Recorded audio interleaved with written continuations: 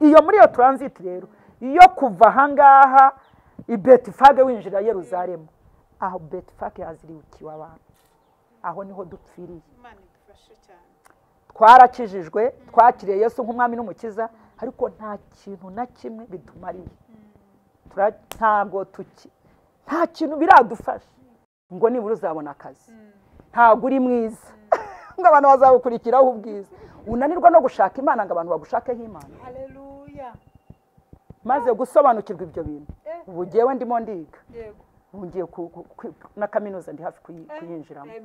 Ariko turangiza iki gihugu kugeza ejo bundi ntabwo nari nzi yuko ntanahagarara n'imbere y'abantu ngo mvuge iki, ururimi se iki. Twavuye mu mashuri turi abana dutangira kurwanira urugamba tutazi niba nabyo tuzabishobora. Imana irabidufasha, amashuri turayajugunya, si uko twari abakene, si uko twari tubuze amaninivari, ariko hari impamvu y'icyo gihe.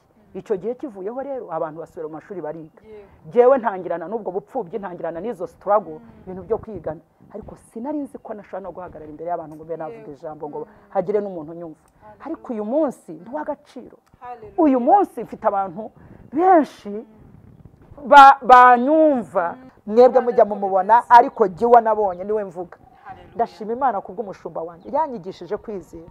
Buriya nubona wicaye imbere y'umuntu atagufasha ntukajya uhatinda. Hari abantu babirirwa bavuga ngo tuba mu rusengero twarakomeretse, ngo baradukomeretsa, ngo nibatwitaho. Hari igihe ndeba umuntu nkavuga nti ariko Mana, buri waguha kumenya icyo Yesu yagukoreye ntabwo wajya utinda ku bantu. Yesu ashimwe cyane, Yesu nahimbazwe. Inshuti zacu badukurikira, Imana y'amahoro ibaha umugisha kuri Mumuriza GB Ministries. Turanezerwa cyane rero iteke twumva tugiye kuganira namwe, tugiye gutanga ihumure, iyo tugiye kongera kubaganiriza aho muherereye hirya no hino.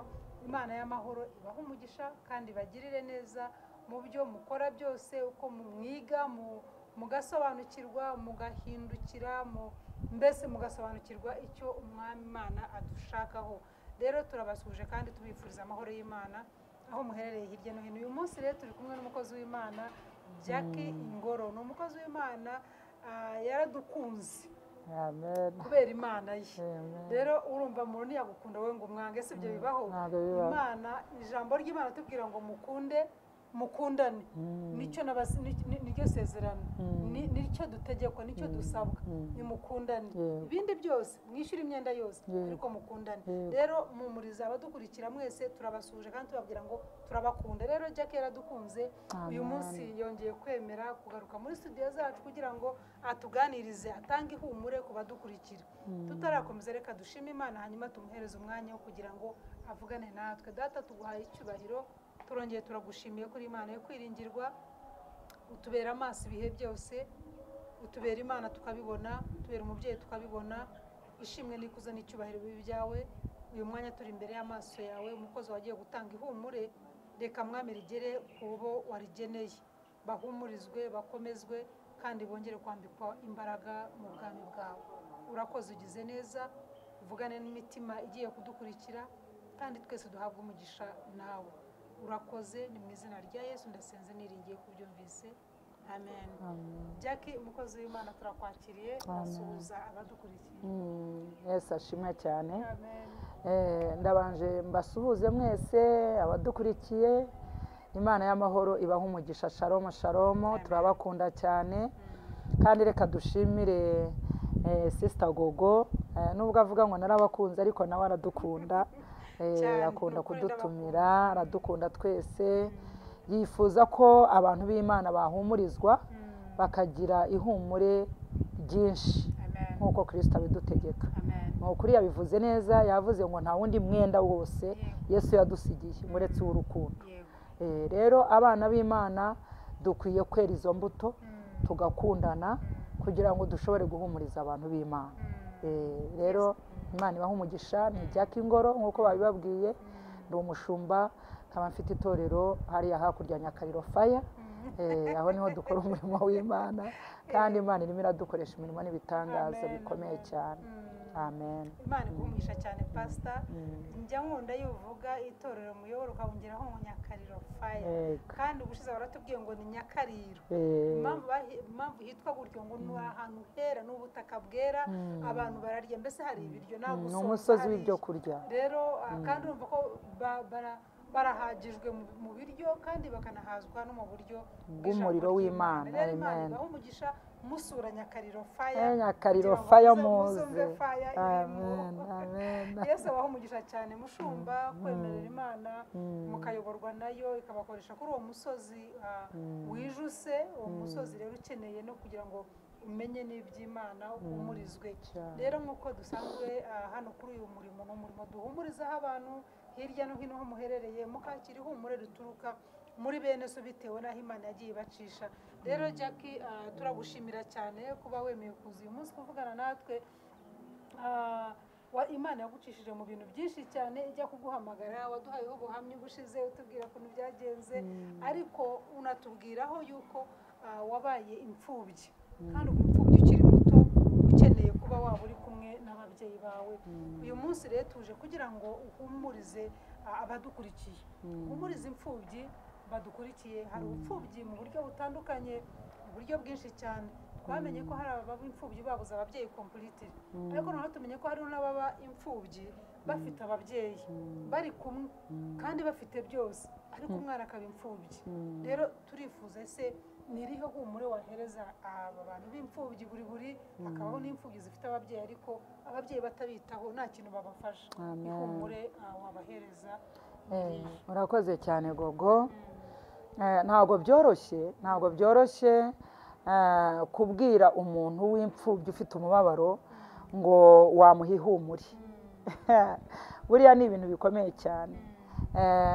Ihumure naho abantu nababwira uko jyewe nahumurijwe, noneho nicyo mfite koko jyewe ntanga icyo mfite, icyo ntafite sinagiha umuntu, ntabwo nagiha umuntu kuko ntacyo n'ubundi mba mfite. Rero jyewe nabaye imfubyi, ariko imfubyi ubupfubyi bwanjye bwari ubupfubyi butangaje cyane, bwari bubi, bwari ubupfubyi bubi cyane, bwari bubabaje cyane. Napfushije mama wanjye ni njye mfura ye, kandi mama wanjye navuye mu rugo kera, navuye mu rugo kera nkiri muto.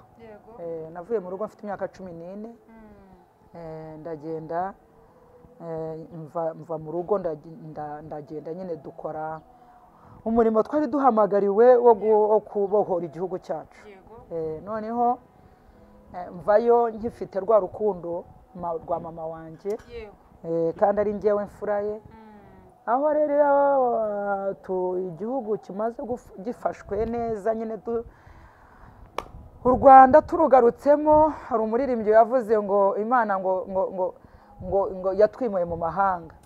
Yesu ashimwe cyane. Hari indirimbo z'inkotanyi njya nibuka. Imana ishimwe cyane ko amahanga twayimutse tukaza mu Rwanda. Amen. Imana rero yatwimuye mu mahanga, tumaze kuva mu mahanga rero ababyeyi bacu bakigera inaha cyagiye cyo kuba noneho ugiye kuba umwana no kugira ngo ubone keya y'ababyeyi. Ubwo rero nibwo mama wanjye yatashye, agenda rero mu bintu bitunguranye ukuntu, apfa urupfu umuntu atarwaje. Burya urabizi iyo umuntu yarwaye ukamurwaza abantu bakamusura, hari ukuntu wenda burya ushira n'agahinda, ariko umuntu ukora impanuka arababazanya cyane. Mama wanjye rero yakoze impanuka nayo idasobanutse ukuntu, apfana na mukuru we bavukana, kandi bari barashatse no mu rugo rumwe rw'abagabo nyine bombi bavukana. Hanyuma rero mubura mu buryo ntari niteguye, mu buryo utumvaga ko bishoboka. Muri uko rero kumubura ngira icyo bita ihungabana cyangwa depression y'umubabaro. None hasiga papa wanjye amusiga, kandi ari we urwaye, yahoraga arwara ibintu bya sima, ahora arembye, twaramurwaje cyane. None harangije aramusiga, ahubwo aba ari we ugenda kandi akabaye amusiga. Ibyo bintu rero birankomeretsa, kubana n'umusaza kumuba hafi nawe utanafite n'imbaraga z'ubushobozi bw'ibifatika kandi ukiri na muto, bituma rero ngira umubabaro cyane, ngira umubabaro ukomeye cyane, ku buryo numvaga ibintu byose byo ku isi, nkumva isi ntabwo yari indyoheye, yari imbihiye cyane mu buryo bukomeye, ku buryo nanabirebaga nkumva isi, nkumva nta n'impamvu yanjye yo kubaho. Uzi Satani rero ukuntu yongorera, noneho iyo afataranye n'umuntu utazi Imana, yari yamfashe mu gihe kibi cyane, nari ntaramenya Imana, ntarakizwa, ndi umukobwa uri aho ngaho utazi yava ntiyajya, ariko nyine uhari. Ariko nyine kubera ko Imana ibigufiteho umugambi, Imana irakurinda. Ni ukuri hari igihe nigeze kumara nk'imyaka 2 numva nshaka kwiyahura, nkumva sinshaka kuba mu isi, nkumva nta n'impamvu yo kubaho, nkareba nkavuga se ubundi ubu nzakora ubukwe mbwereke ndi. Papa yari ahari nawe atameze neza, ari umusaza nawe ubona nta cyerekezo, nta sura, nawe ubona ubuzima nta buhari, nawe nkabona nkumva ntasa nkaho nta n'umubyeyi mfite, kubera bwa bushobozi buke no kumubona ukuntu atameze neza. Nawe yarapfushije umugore, buri umupfakazi w'umugabo ni ikintu gikomeye cyane n'ikibi. Ngira ngo mpumurize abantu baba barapfakaye bagasiga bafite ba papa babo, ba mama babo baragiye, bari muri iyo situation nk'iyo nari ndimo. Reka mbahumurize mbabwire ngo muracyafite umugisha kuba mufite umubyeyi, mumufate neza kandi mumukunde, kuko umubyeyi wese ni umubyeyi. Noneho rero mba muri ako gahe katari na gatoya, urumva mama yapfuye 2001, nkizwa 2003, urumva ni nk'umwaka n'igice cyangwa imyaka 2 iburaho gato, ariko muri iyo myaka 2 numvaga ari nk'imyaka 10, numvaga ari umubabaro ukomeye cyane. Noneho ugereranyije n'ibindi bintu umuntu yabaga yaragiye acamo, bikagenda nabyo byungikana, bigatuma umuntu agira umubabaro. Iyo depression rero y'iyo myaka y'umubabaro, y'ubukene, y'ubupfubyi, ibyo bintu byose bigafatana, noneho bigatuma kugira nabi, bikaguhindura undi muntu pe. Buriya reka nkubwire, abantu bose buriya ntawe bitabera. Umuntu iyo afite amafaranga ntawe bitabera yaba mwiza, umuntu kugira ababyeyi ntawe bitabera, yateta yamera neza, ariko ibyo bintu byose ni umwanzi uba ushaka kudukubirana kugira ngo yice umuhamagaro, tugire agahinda gahoraho, tugire umubabaro, twihebe, nta byiringiro, Satani akugire mubi kandi uri mwiza. Buriya iki gihugu cyacu kivuye mu icuraburindi ry'urupfu. Buriya abantu gupfusha, bagapfusha imiryango, bagapfusha abantu, buriya imiryango ni ikintu kimwe mu bifatika bitugira mwiza, bitugira byiza. Urabizi iyo ufite abana ukababyinirira, iriya keya ari amagambo meza ubabwira, buriya arenze kuba wamushyirira amafaranga kuri konte ngo miliyoni cyangwa miliyoni, ari amagambo umuha ni amagambo ahenze. Uko gutekereza rero ukuntu wari ufite mama wagukunda, gutetesha, akubwira amagambo meza, gutekereza ngo uzabaho ntawe ubona, biragoye cyane. Kuba wari ufite imiryango ukajya kubona ukabona iragiye, ntabwo byoroshye umuntu Imana kumukura aho hantu ngo nirangiza imuhe ibyishimo, ngo ashobore kuba ari ahangaha ashobora guhumuriza abantu. Njya mbibona muri bya biganiro by'ukwa kane, muri bya bihe byo kwibuka jenoside yakorewe Abatutsi, nkareba ukuntu abantu barimo guhumuriza abandi, bakavuga ubuzima babayemo bw'ubupfubyi buri twebwe ubu tuba twivugira, tuba twitetesha.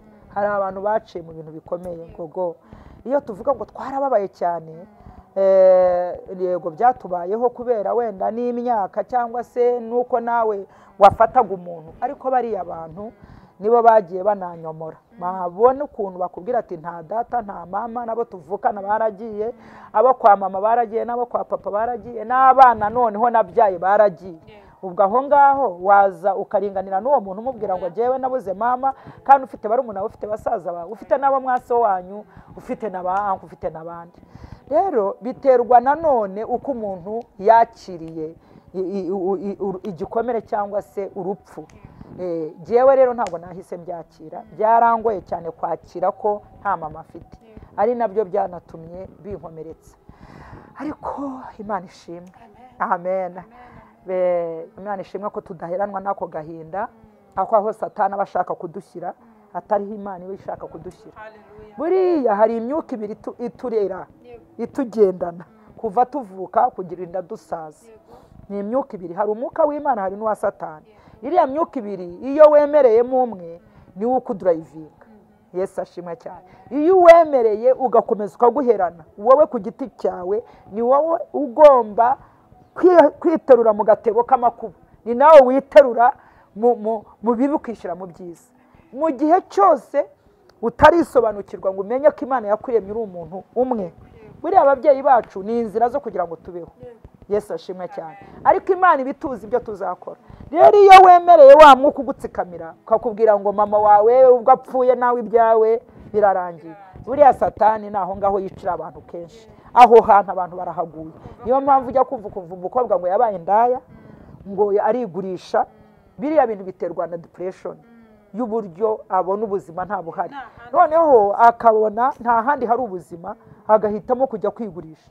Niyo mpamvu ubona abapfakazi iyo bapfakaye bagatakaza abagabo babo ari bato, usanga bajya mu bagabo cyane cyane akarwara na sida kandi umugabo we ntawe yamusigiye kubera kujya kwigurisha ngo arashaka ngo abone ngo ubuzima, ngo aho niho abona ubuzima. Aho niho Satani aba yamufatiye amubeshya. Ariko hari ubundi buzima utigurishije, hari ubundi buzima utagiye mu bibi, kandi wajya mu byiza ukabona ubuzima bwiza kurusha kujya mu bibi no gukurayo ibindi bibi. Rero guhumuriza umuntu naha ni ukwakira Yesu.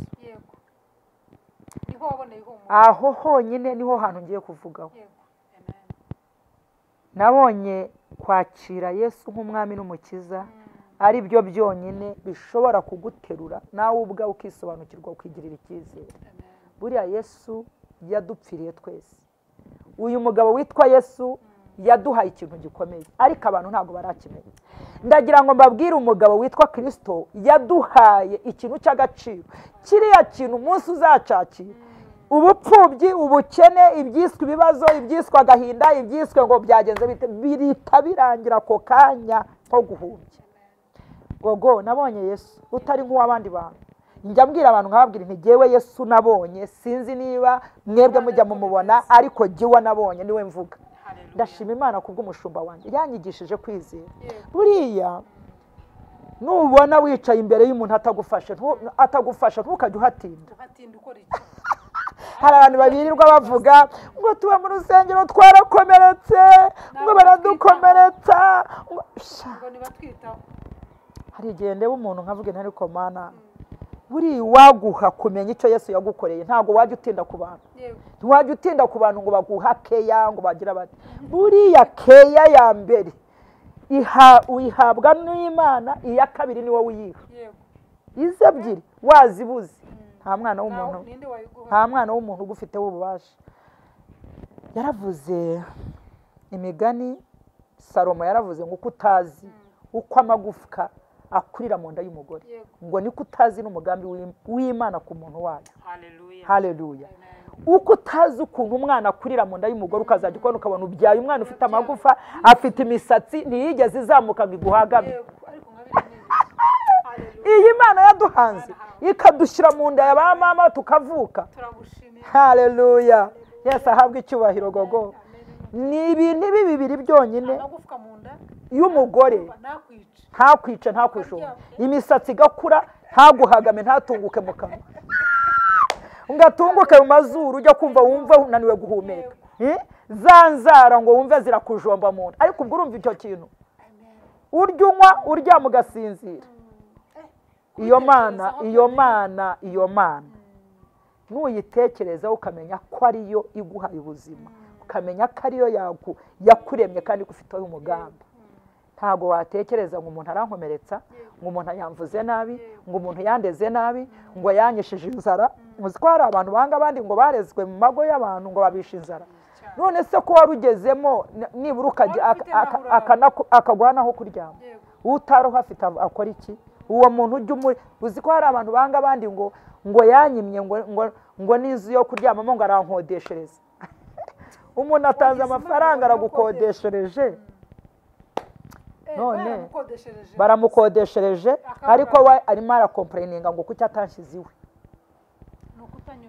rero ibintu ibi bibiri byonyine naguha kugira ngo uhumurizwe wikure muri ako gahinda. Nta muntu uzakagukuramo n'umwe, ushobora no kuhapfira hariya hantu njya mbona abantu bahapfira.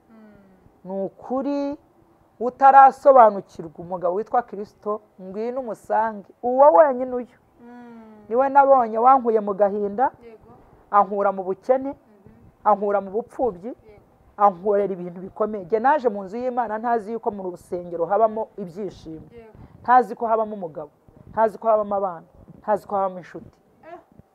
Ibyo bintu byose niho nabikuye muri Yesu, niho nabikuye.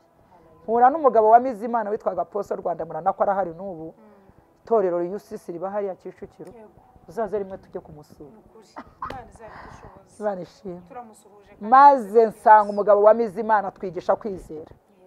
Yari akiri mutoya agitangira umurimo, nawe umugoye nkuko natwe uyu munsi tugoye.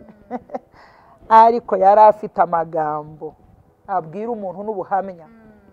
Ndagenda umutima wanjye wari warabaye igisenzegere, hahandi ijambo ry'Imana rivuga ngo yazanywe no kugira ngo abwire abafite imitima y'ibisenzegere, ngo ababwire yuko iyo mitima yaruhuka. Ngo yasizwe amavuta ngo kugira ngo abwire abananiwe, abwire abarushye, ngo ababwire ko Imana yabatabara, ababwire ko Imana yabaruhura. Ndaza nsanga ndushye, yaravuze ngo yemwe abarushye namwe abaremerewe, ngo nimuze munsange ndabaruhura. Ni Yesu wenyine wakuruhura, uyu umwe gusa. Uyu mugabo atwigisha ijambo, sinari nzi gusoma Bibiliya, sinari nzi ijambo, sinari nzi ikintu cyose cy'ubumana. Nagiyemo nihara mvuga ngo Mana, noneho reka ngende. Njya numva bavuga, najyaga numva anko yari yarakijijwe akaza akatubwiriza ubutumwa, akatubwira ngo mu nzu y'Imana ni heza hararyoshye. Ndavuga reka ngende ngeyo, nimbura nzagwemo nzibonera ijuru. Mpageze mpura na Yesu, mpura n'umugabo witwa Kristo Yesu, umugabo ufite ijambo, umugabo ufite ubutunzi butagereranywa, umugabo ufite umunezero, umugabo ufite ibyishimo, umugabo ufite amahoro. Yabwiye intumwa ze arababwira ngo mbasigiye amahoro. Bogo, hari amahoro umuntu agira yaburaye ugaseka ukishima, hari amahoro ugira utabyaye, hari amahoro ugira utashatse, hari amahoro ugira udafite urugo, uba muri boys quarter, uba ahantu n'abantu batakumenya niba unahaba. Yesu ashimwe. Maze nkubitana n'umugabo witwa Kristo Yesu, ariko ndamumira we. Mwumvise mushyira mu mutima wanjye, wari ugisezegere waratanyaguritse udahari. Ariko mwakira wese ntafite ako nisigarizayo, kuko n'ubundi ntacyo nari nibagiriye aho ngaho. Buse hari ahantu hari hambabaje, hari ahantu nari mpapfiriye, hari ahantu ntago nari mfite ukuntu nabigenza. Ariko mpuye na Yesu ahindura amateka yanjye. Arampanaguraho ikintu bita umubabaro wose. Reka mbabwire, Imana igihanagura umubabaro ikawujyana no mu gishanga, sinzi ahantu iwujyana, ariko uzinga umurizo ugafatwa ukiruka. Mana, umubabaro nari mfite wose warashize. Noneho nkajya mpagarara nkavuga si ubu ni njyewe nkishuna, ntumva niba ari Jackie. Ubundi njye najyaga ndyama icyumba cyanjye, piro yanjye naryamaga ndira, nabyuka mu gitondo amarira nagira gutya do, piro yaruzuye amazi, nkajyana hanze kujya kwanika nkaho njya kwanika inkari z'abana banyaye, kubera kurira witekerezaho, wibazabaza nzabaho. Uyu mujyi wa Kigali sinzi ko nzawubamo. Reka mu bintu byose nari nzi, gusa nari nzi ko uyu mujyi nawubamo. Mu bintu byose natekerezaga sinari nzi ko naba nkireba n'amatara ya Kigali. Jewe Jackie, amatara ya Kigali hano muri Kigali uyu munsi 2024 nkaba nkihatuye, nkihari, nkigenda. Gogo, ni Yesu wenyine. Muririmbye yararirimbye ngo aka gasura mubona ngo ni Yesu, ngo kumubona ngenda nseka nezerewe ngo ni Yesu, ngo kumubona nambaye ngo ni Yesu, ngo mbese arabivuga byose ngo ni Yesu. Nanjye uko niko nabonye ijuru ringenderera, ijuru rijya ritabara. Abacamanza 5:20 haravuga ngo ijuru ritabara Sesira na mu rugendo na Joshua ngo ahagarika ukwezi n'izuba, ngo nimube muhagaze baze ndangiza uru rugamba. Ijuru rijya ritabara, ijuru ryarantabaye we, ijuru ryarantabaye ndaribona. ndabibona rimaraho umubabaro rimaraho ubupfubyi ngezemo mbona umugabo haleluya ngezemo mbona urubyaro ngezemo mbona amafaranga ntabwo nari nzi ko n'ibihumbi 5 inote ya 5 kuyibona ntabwo byari binyoroheye none se wambwira ngo ubwo uyu muntu namuhumuriza gute ntiyakira agakiza ibindi byose azabyibonera icyo namubwira gusa ntiyagende yakire Yesu nk'umwami n'umukiza niba nawe waramwakiriye ukaba utarabona uyu mubabaro uracyaziritswe icyo ugomba gukora rero ni ukwizitura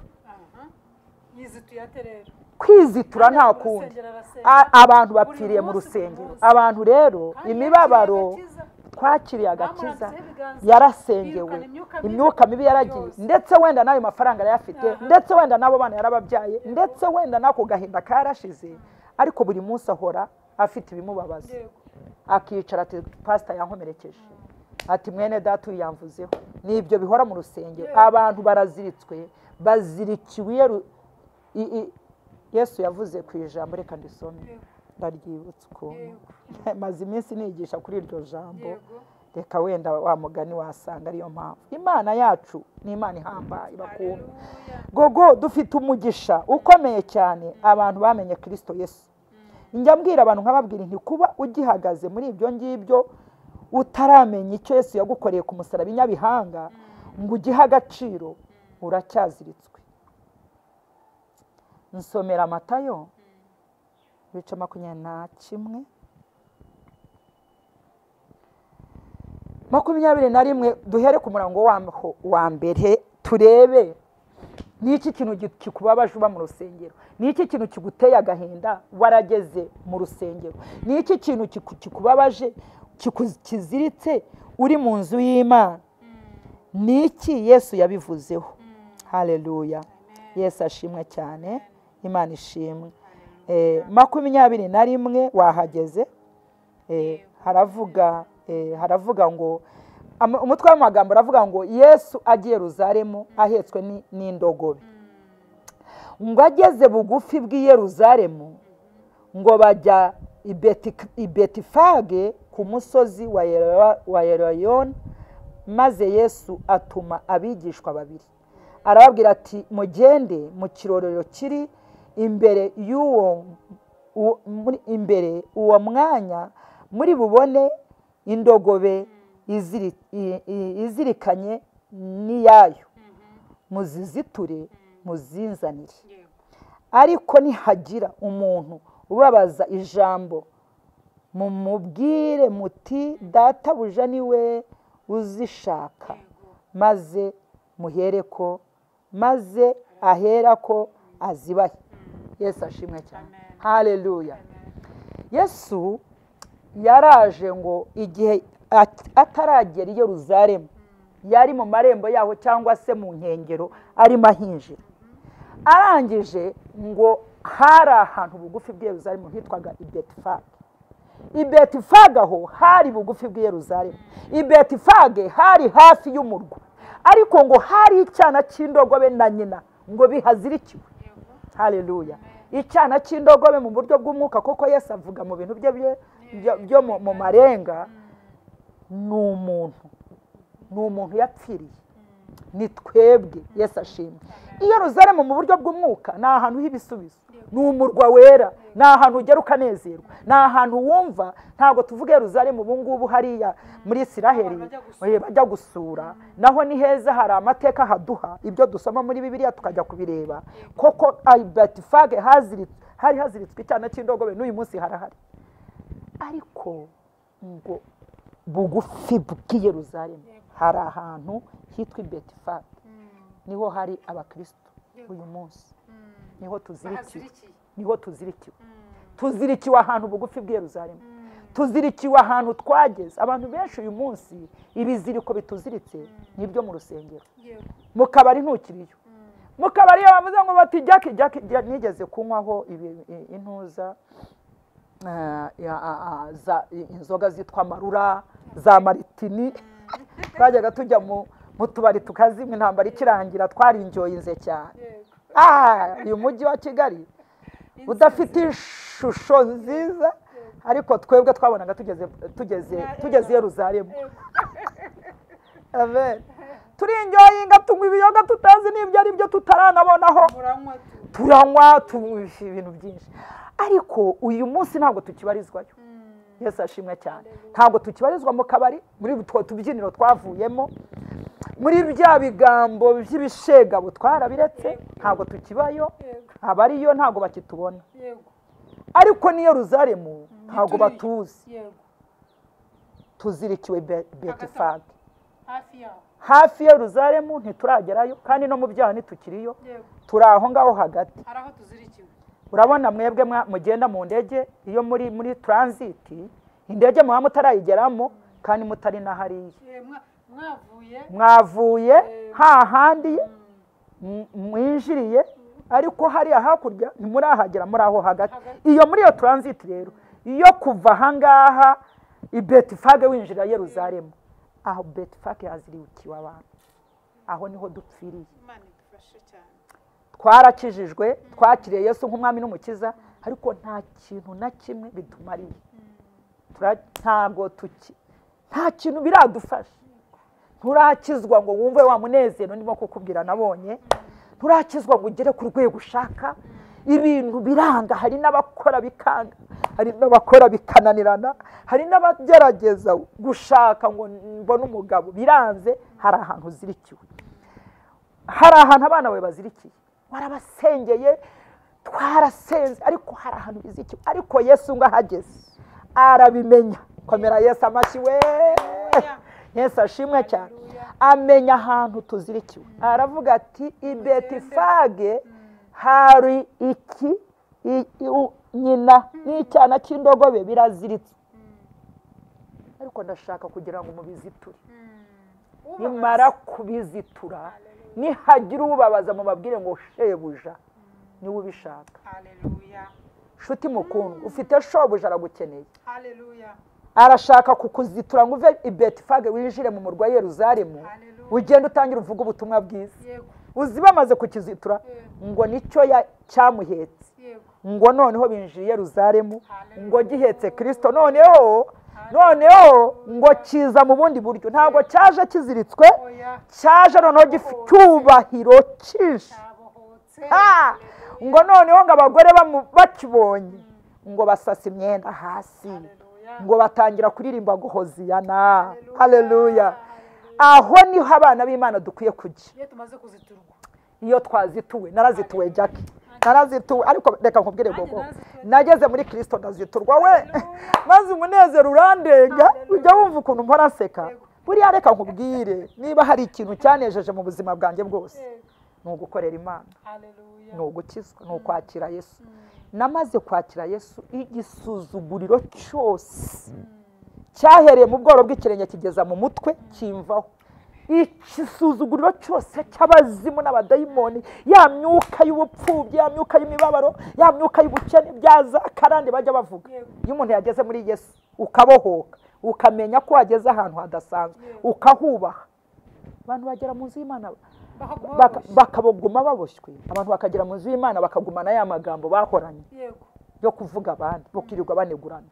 Uzi ko umuntu, abagore bicara mu nzu y'Imana cyangwa abasore cyangwa iki, umuntu akinjira bakamenya ngo wambaye inkweto ihangamye. Uzi ko agiyewe iyo ngeze mu rusengero ntajya amenya imyenda abantu bambaye, ngo mwabonye kana kukuntu yari smart, ayo maso sinjya nyagira. Mba nuzuye Mwuka Wera, mba numva ndyohewe, mba numva ijuru ryamanutse. Iyo mpinjiye ndavuga Mana, nta kindi kintu numva nkeneye Mwuka Wera n'ubwiza bwawe. Ubwiza bw'Imana rero nibwo bumaraho agahinda, nibwo bumaraho ubukene, nibwo bumaraho ibyago n'amakuba. Imyuka mibi yose ukagenda uyumva. Ntabwo amakuba n'ibyago tubicamo buri munsi, ariko ya mahoro Yesu yaduhaye tubicamo tunezerewe, tubicamo turyohewe, tubicamo dukomeza tugenda. Yesu ashimwe cyane. Tubicamo twambuka, tubicamo tubirenga. Haleluya! Ariko kubw'amahoro ya Kristo. Rero mukundwa, wowe udukurikiye, uri ahantu mu nzu nawe ukirira aya marira, uvuga uti nzabaho nte.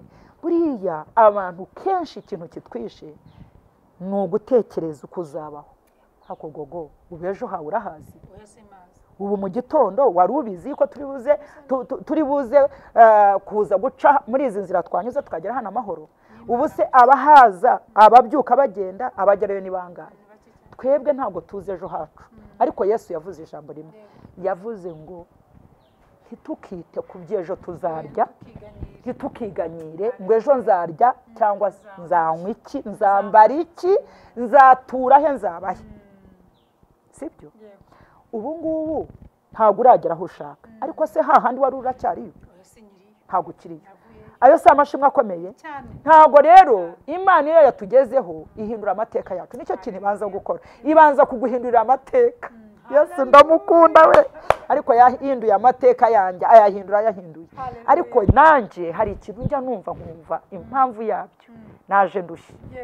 Uzi ko abantu baza mu nzu y'Imana bakaza kubera ko bafite ibyo barya, bafite ibyo banywa. Buriya hari ibintu byinshi bidahindura abantu bakaza yidurayivinga mu nzu y'Imana akicara, mbehe yumva ibintu byinshi abyikorera.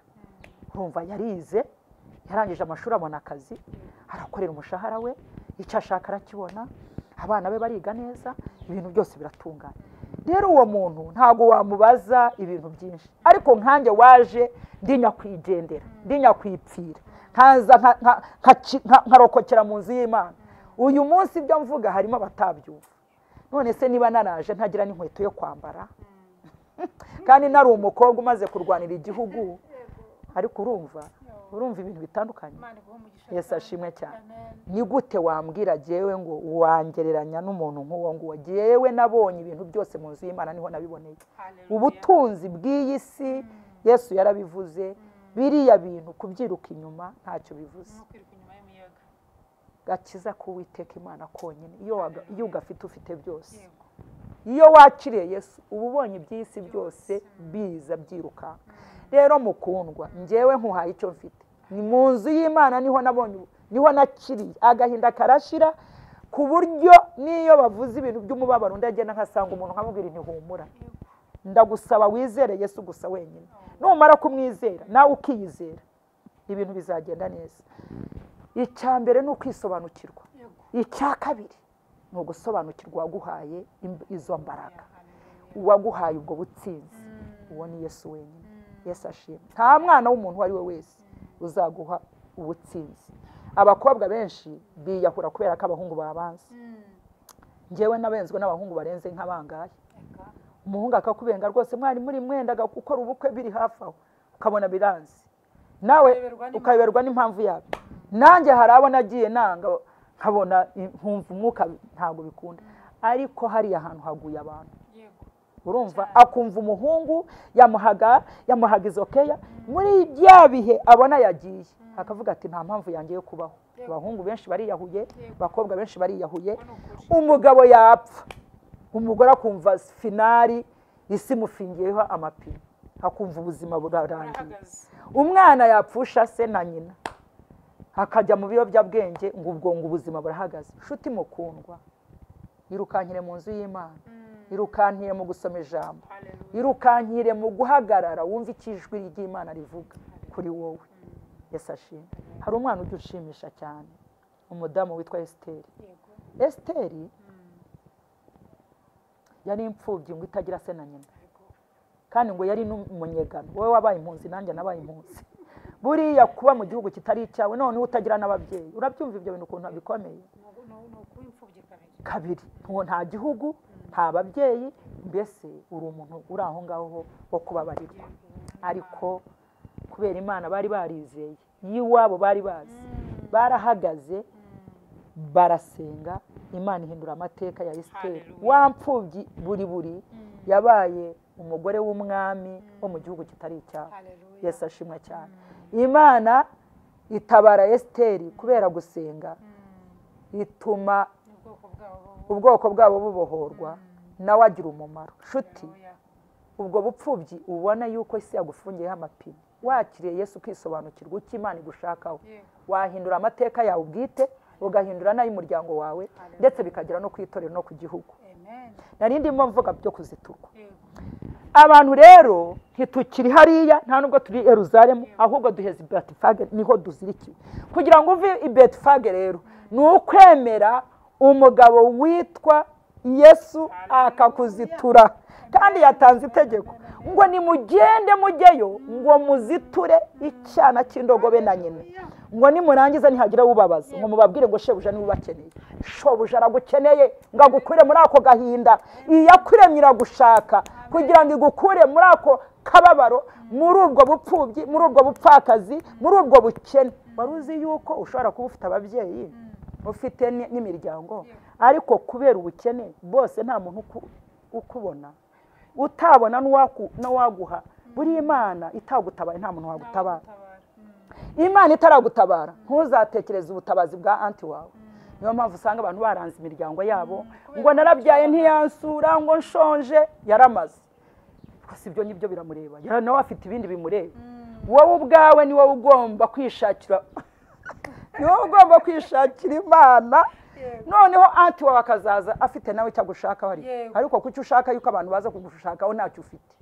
Nawe gira ikintu waba ufite cyatuma uza kunshaka. Ubuse hari impamvu wampamagaye gogo, ubuse iyo bitaba Imana nakahuriye he nawe? Ugereranyije nuko nkubwiye ubuhamya bwawe, ubu wakabaye impamagara waba ushaka wiki. None se ntago wize ngo nibura uzabona akazi, ntago uri mwiza ngo abantu bazagukurikiraho ubwiza, unanirwa no gushaka Imana ngo abantu bagushakeho Imana. Haleluya. Maze gusobanukirwa ibyo bintu, ubu jewe ndimo ndiga, ngiye na kaminuza ndi hafi kuyinjiramo. Ariko turangiza iki gihugu kugeza ejo bundi ntabwo nari nzi yuko ntanahagarara n'imbere y'abantu ngo mvuge iki. Ururimi se iki? Twavuye mu mashuri turi abana dutangira kurwanira urugamba tutazi niba nabyo tuzabishobora. Imana irabidufasha, amashuri turayajugunya, si uko twari abakene, si uko twari tubuze amaninivari, ariko hari impamvu y'icyo gihe. Icyo gihe kivuyeho rero abantu basubira mu mashuri bariga. Jewe ntangirana n'ubwo bupfubyi, ntangirana n'izo struggle, ibintu byo kwigana, ariko sinari nzi ko nashobora no guhagarara imbere y'abantu ngo mbe navuga ijambo ngo hagire n'umuntu nyumva. Ariko uyu munsi ndi w'agaciro, uyu munsi mfite abantu benshi banyumva kandi mvuga bagahumurizwa, mvuga ijambo ry'Imana bakabyumva. Nuko nemeye umugabo witwa Kristo akanzitura, akankura hahandi Betifage nari nzirikiwe mu gahinda, mu mibabaro, mu bukene, mukundwa. N'icyo gihumbi wahaguruka ugakora kikabyara umusaruro. I Betifage abantu bakeneyeyo, i Betifage abantu bakorerayo ibyaha, i Betifage abantu ntago bakizwa, i Betifage abantu babayeyo bagambanira abandi, i Betifage bari mu maganya kandi bitwa ngo bari mu nzu y'Imana. Niyo mpamvu ubona itorero ry'Imana ryataye agaciro. Abantu bamenyereye ngo babandi baza bababwira kubahanurira. Sha biriya bintu byisha itorero, biriya bintu byisha ingo. Abantu bari Betifage ngo Imana irakubwiye ngo dore urupfu ruraje, umuntu akaza ukemera amagambo y'umuntu akubwiye kurusha uko wumva ijwi ry'Imana icyo rikuvubwira. Umwana w'umuntu araza kukubwira ngo dore urupfu, we niwe wakuremye, wese gupfa we ntabwo azapfa. Abantu ingo barazishenye ngo Imana iravuze. Iyo Mana ivuga ikaza kukubwira ngo senye urugo rwawe utabana bawe n'umugabo, ngo Imana iravuze ngo uyu mugabo si uwawe gogo, ngo Imana iravuze ngo aka kazi saka, umuntu agasohoka mu kazi. I Betifage haratumaze ko tuzirikiweyo. Ni ahantu bugufi bw'i Yerusalemu. Satani naho afungiye abantu, mu gihe ujya gusubizwa ngo winjire mu murwa wawe utangire ukora ibintu byiza nawe waguke, Satani akagufungiraho. Naho ngaho dupfiriye. Mu nzu y'Imana turahaguye, mu nsengero abantu benshi barahapfiriye, mu nsengero abantu benshi bahaburiye umucyo, mu rusengero abantu benshi bahaburiye urubyaro, mu nsengero abantu benshi bahaburiye abana, mu nsengero abantu benshi bahaburiye ibifatika kubera kudasobanukirwa. Ntabwo tuzi ibituziritse, ariko ukwiye kumenya ko Yesu aricyo cyamuzanye, kandi ngo yazanye itegeko. Yigeze kubwira Yerusalemu abantu baho ngo yaraje ntibamumenye. Uzi ko Yesu yaje abantu ntibamumenye? N'uyu munsi Yesu yaraje abantu ntibamumenye.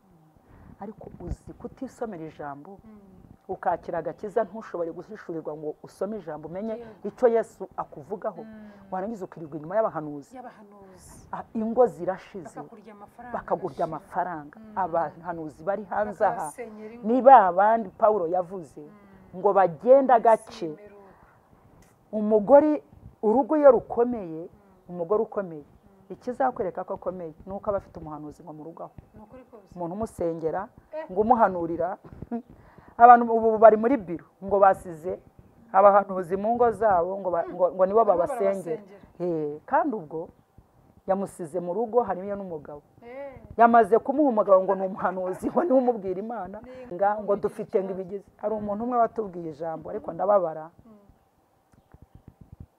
umugabo yubatse etaje yamaze kuyubaka ashyiramo umuryango umugore rero wabuze ubwenge ngo haza umuhanuzi ngo araza aramubwira ati iyi etaje bayubakiyeho abadayimoni ati abadayimoni bari kuri iyi nzu niyo mpamvu mubona ubwo hari utubazo wenda dukeya nk'uko ese ninde wababwiye yuko ibibazo ari ikibazo ahubwo umuntu utagira ikibazo niwe kibazo ibibazo nta gihe na kimwe tutazaca mu bibazo umuntu nibwo utaza kukubwira ngo uri mu bibazo ngo kubera yuko iyi nzu bayubakiyeho ngo imyuka mibi ngo barayiroze barayitongereye ngo none rero kugira ngo izabe nziza ngo reka inze mpature ngo mbanze nyisengere noneho nyikorere deliverance nyisengere noneho muzagaruke nyuma umva umuhanuzi umugore arimuka ajya mu boys quarter umuhanuzi ajya mu etaje n'abana be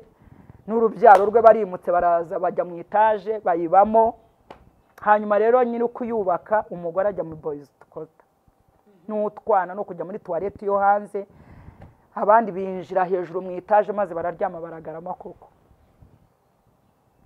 noneho umugabo ngabyumvise yari ari hanze yari yagiye muri Amerika sinzi ukuntu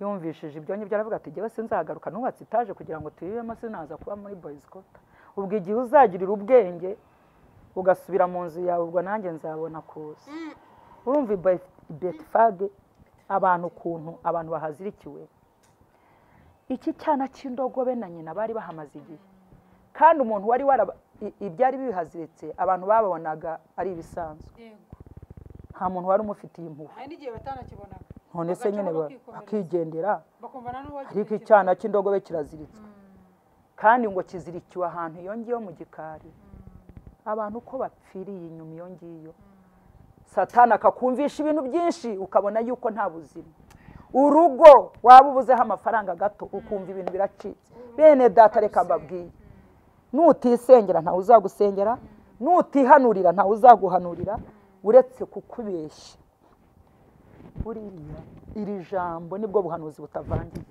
ijambo ry'Imana ryonyine nibwo buhanuzi butavangiye utihanuriye ngo yihagarare nuzaguhanuriye nubwo yabavuye ku Mana nudashira mu bikorwa ibyo akubwiye ngakubwira ati Imana iragukeneye irashaka kugukoresha Imana irashaka kuguha umugisha ntabwo uriya mugisha uriya muhanuzi ari uzawukuzanira ngo awuterura uguhe mu biganza ni wowe uzahaguruka ukagenda ku ijambo ry'Imana ukumva icyo rivuga impamvu ubona ibi bihugu byose bitera imbere byubakiye ku ijambo ry'Imana n'iki gihugu cyacu uzarebe ingingo zose za FPR zose zubakiye ku ijambo ry'Imana pe iterambere biriya bintu byose Imana itubwira n'ibintu leta itubwira ijambo ry'Imana nibyo biri driving dukwiye rero kumenya icyo Imana yatuvuzeho ukamenya ngo ni wowe wenyine uyu Imana yaremye kugira ngo imugirire neza Yesu yaje kuduha amahoro rero ziturwa ariko izituri ni wowe ugomba kwikura muri uriya mugozi Yesu yatanze itegeko ngo baziture bamaze kuziturwa ayigenda hejuru Yesu yaraje niwe duhetse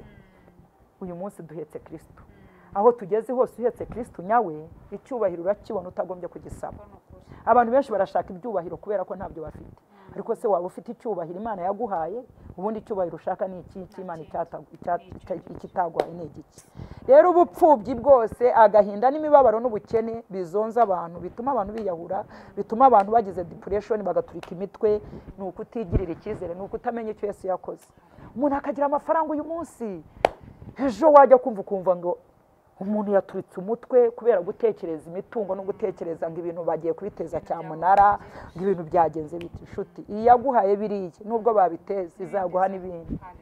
Imana ni nziza, tuyizere, tuyikorere, twibohore, tunyurwe n'ibyo dufite, ahasigaye dukizwe kandi tumara amazi. Imana izatugirira neza kandi nta gahinda kazongera kutugarukaho. Haleluya, haleluya, haleluya. Yesu Ubu uyu munsi ndi umunyabisubizo. Ndabibona pe, biragaragara iyo uvuze amateka y'aho wavuye n'aho ugeze, uhita ubibona kabisa ko washubijwe.